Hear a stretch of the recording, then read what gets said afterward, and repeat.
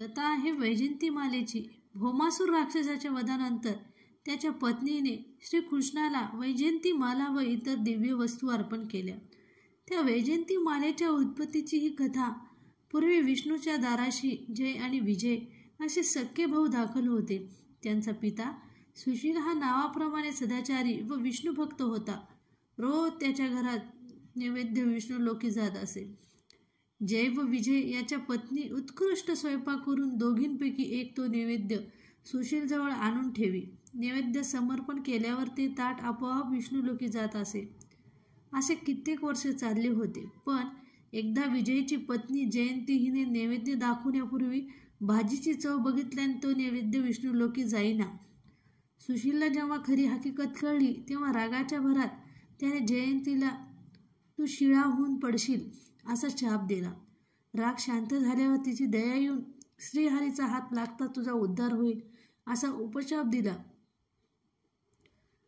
त्याप्रमाणे जयंती मेरू पर्वताच्या माथ्यावर सिद्धेश्वर शिळा होऊन पडली।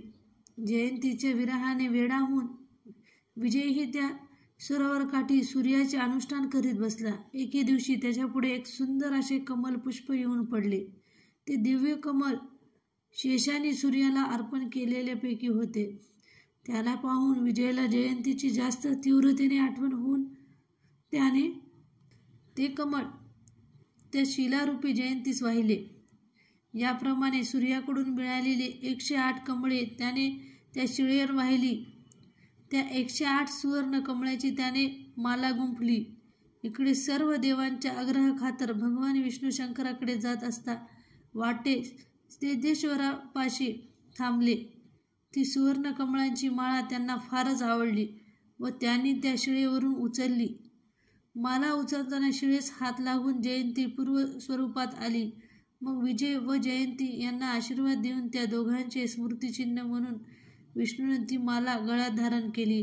विजय व जयंती या नावावरून तिचे नाव वैजयंती असे ठेवले व आपल्या भक्ताची स्मृती म्हणून गळ्यात वागवले।